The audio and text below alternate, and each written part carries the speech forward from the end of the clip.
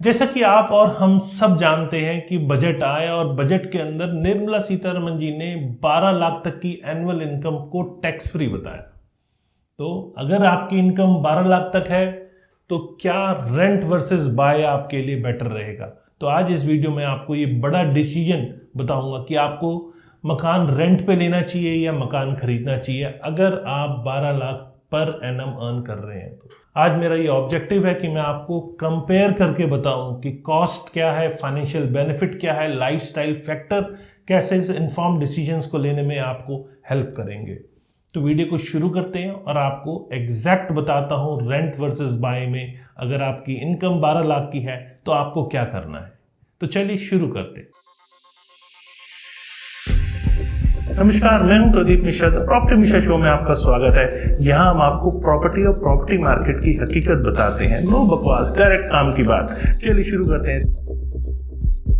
Rent versus buying में सबसे पहला इंपॉर्टेंट फैक्टर है फाइनेंशियल कंपैरिजन। अगर आप कहीं मकान रेंट पे ले रहे हैं और 25,000 रुपए पर मंथ का आप रेंट दे रहे हैं, मतलब 3 लाख रुपए सालाना। और जैसा कि आप सब हम जानते हैं कि हर साल रेंट 10% मकान मालिक रेंट को बढ़ा देता है। क्या बोला आपने? नहीं जानते? मुझे आप बताइए कि एक्चुअल में कितना रेंट आपका बढ़ता है। ये मुझे कमेंट सेक्शन में बताइए कि मैं भी जानना चाहता हूँ कि आखिर आप हर साल कितना रेंट एक्स्ट्रा पे कर रहे हैं, क्योंकि मकान मालिक का डंडा हमेशा चलता रहता है। कभी भी आ जाएगा कि मकान खाली कर दो। आपने अगर 2 साल 3 साल ज़्यादा मकान में रह गए तो कह देगा खाली कर दो। कभी कोई टूट फूट के पैसे ले लेंगे या 50 टाइप के अलग अलग चीज़ों के पैसे लेते रहते हैं। ये परेशानी आप और हम सब कहीं ना कहीं झेल चुके हैं या कुछ लोग झेल रहे हैं। तो रेंट 25,000 रुपये महीना, साल का 3 लाख, हर साल 10% रेंट में बढ़ोतरी। तो मतलब टोटल अगर हम बात करें तो रेंट 10 साल में आप देते हैं 57.3 लाख रुपीस। मैं सिर्फ 25,000 रुपये रेंट से हर साल 10% की बढ़ोतरी कर रहा हूँ। वैसे रेंटल एग्रीमेंट जो आप बनाते हैं वो 11 महीने का होता है और 11 महीने पे ही 10% की बढ़ोतरी हो जाती है, लेकिन मैंने उसे साल भर पकड़ के चला। अब क्या फ़ायदे हैं रेंटिंग के? सबसे पहला फ़ायदा है कि फ्लेक्सिबिलिटी है। कहीं पर भी अगर आप बेटर जॉब के लिए रीलोकेट करना चाहते हैं तो आप रेंटिंग पे रह सकते हैं। आपको फ्लेक्सिबिलिटी पूरी मिलती है। कोई प्रॉपर्टी टैक्स नहीं देना, कोई मेंटेनेंस कॉस्ट भी नहीं आती। कई बार वो मेंटेनेंस कॉस्ट जो होती है रेजिडेंशियल रेंटल के अंदर इंक्लूड होती है। फिर इनिशियल फाइनेंशियल बर्डन भी आपको नहीं होता। प्रॉपर्टी खरीदते हैं तो कहीं ना कहीं आपको 20% पे करना पड़ता है, तो रेंटल में वो भी नहीं पे करना पड़ता। हाँ, 2 महीने की सिक्योरिटी एनसीआर जैसी मार्केट में चलती है, लेकिन हाँ साउथ की बात करें तो कई बार 6 मंथ से लेकर 1 ईयर तक का एज ए आपको सिक्योरिटी डिपॉजिट करना पड़ता है। तो ये एक बड़ा अमाउंट हो जाता है, लेकिन कहीं ना कहीं इसके डिसएडवांटेजेस भी होते हैं रेंटिंग के। कोई एसेट क्रिएशन नहीं होता। जो आपने मनी पे कर दी वो आपकी हमेशा के लिए चलेगी। कोई एसेट आपका नहीं बन रहा है, वो रेंट पे ही गया है आपका। और रियली रेंट जैसे हाइक होता है तो लॉन्ग टर्म रेंटिंग जो है वो कहीं ना कहीं आपको कॉस्टली पड़ना शुरू हो जाती है और आपके माइंड में स्टेबिलिटी भी नहीं रहती, कोई सिक्योरिटी नहीं रहती। लैंडलॉर्ड कब आपको मकान खाली करने कह देगा आपको कुछ नहीं पता। ये सबसे बड़े मैंने कुछ मेन पॉइंट्स उठाए हैं। और क्या पॉइंट्स हैं? क्या आपको प्रोज और कॉन्स में आप रेंटिंग को लेकर क्या सोचते हैं वो भी मुझे कमेंट सेक्शन में आप बताइएगा। लेकिन हम बात करते हैं जब हम मकान खरीदने जाते हैं तो प्रॉपर्टी प्राइस मैं एज्यूम किया 50 लाख की प्रॉपर्टी। खैर आपको एनसीआर में तो ये प्रॉपर्टी नहीं मिलेगी, लेकिन टियर 2 टियर 3 सिटीज़ के अंदर आपको 50 लाख की प्रॉपर्टी मिल जाएगी। अब हम बात कर रहे हैं 50 लाख की प्रॉपर्टी में हमने डाउन पेमेंट किया 20% जो कि 10 लाख रुपए हुआ, और loan amount 40 lakh. Current interest rate करीब करीब 8% के आसपास चल रहा है। मैंने 8% इंटरेस्ट को पकड़ा और 20 साल के लोन को पकड़ा मैंने। वैसे आप अपना ईएमआई कैलकुलेटर से चेक कर सकते हैं, नेट पे किसी साइट पे जाके ईएमआई कैलकुलेटर से आप चेक भी कर सकते हैं। इसकी ईएमआई करीब 33,000 पर मंथ आएगी, मतलब 3.96 लाख पर ईयर। और इसे आप 10 साल में कैलकुलेट करें 39.6 लाख आपका हो जाता है। मैंने 10 साल का रेंटल लिया था, इसीलिए मैंने इंटरेस्ट पार्ट भी या ईएमआई पार्ट भी जो आपका है वो 10 साल के लिए लिया।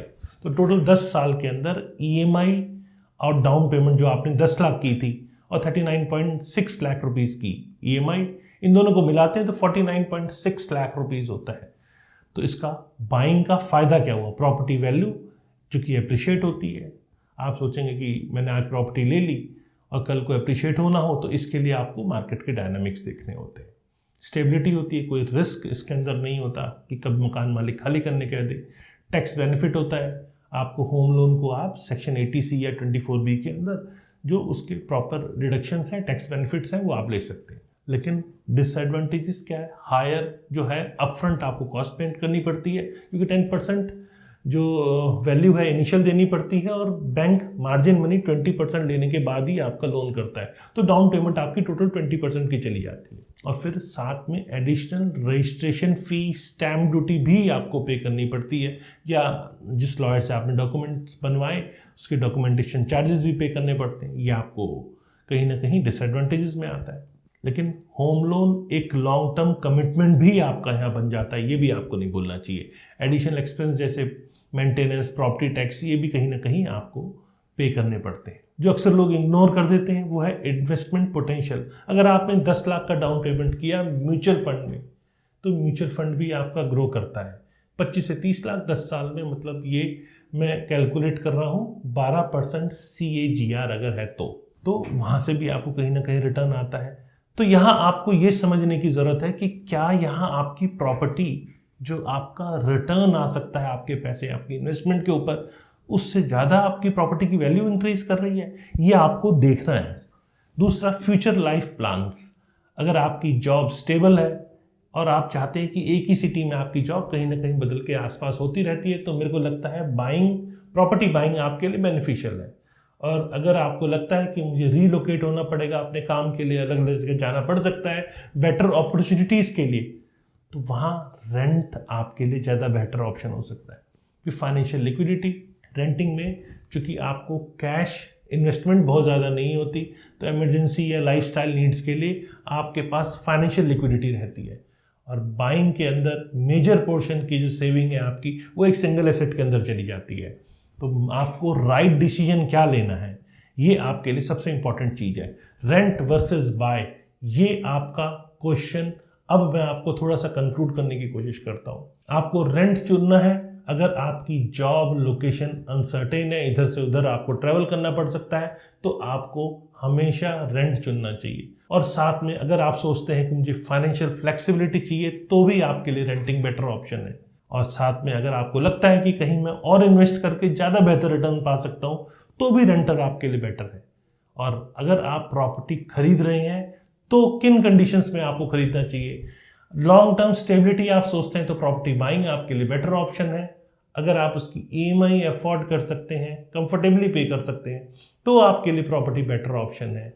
और अगर आप स्ट्रॉन्गर प्राइस एप्रिसिएशन देख रहे हैं, उस एरिया का मास्टर प्लान देख रहे हैं, उस एरिया में कोई नई डेवलपमेंट हो रही है, गवर्नमेंट की प्लानिंग है, आप उन सब चीज़ों को देख के समझ रहे हैं कि यहाँ फ्यूचर में एप्रिसिएशन मिल सकता है, तो भी आपको प्रॉपर्टी खरीदनी चाहिए। रेंटिंग एक फ्रीडम देता है, फाइनेंशियल लिक्विडिटी देता है, लेकिन बाइंग हमेशा आपके लिए लॉन्ग टर्म एसेट बनाता है, जो कि कहीं ना कहीं आपकी कमिटमेंट को स्ट्रॉन्ग करता है। तो आपको क्या हाइब्रिड स्ट्रेटजी अपनानी चाहिए? शुरू के दिनों में आप हमेशा प्रेफर कीजिए कि रेंट पे रहना है, और उससे आपकी फाइनेंशियल भी कहीं ना कहीं फ्रीडम रहेगी। लेकिन लॉन्ग टर्म में आपका चॉइस प्रॉपर्टी बाइंग की तरफ अगर होता है, तो वो कहीं ना कहीं आपकी कमिटमेंट या आपको एक कंफर्ट, एक रिलैक्सेशन देता है, क्योंकि प्रॉपर्टी खरीदना हमेशा आपको फ्यूचर में लॉन्ग टर्म में फ़ायदा देता है। कैसी लगी आपको मेरे द्वारा ये दी गई जानकारी? अपने कमेंट्स भी बताइए मेरे को नीचे कमेंट सेक्शन में कि आप क्या सोचते हैं रेंट वर्सेस बाय में। मेरे को जो लगा मैंने आपको सारे पहलू इसके बताए। अगर वीडियो पसंद आए तो लाइक, कमेंट, शेयर करना ना भूलें। और हाँ, फ्यूचर में रेगुलर ऐसे इन्फॉर्मेटिव वीडियोस देखने के लिए इस चैनल को सब्सक्राइब करें। नमस्कार और जय हिंद।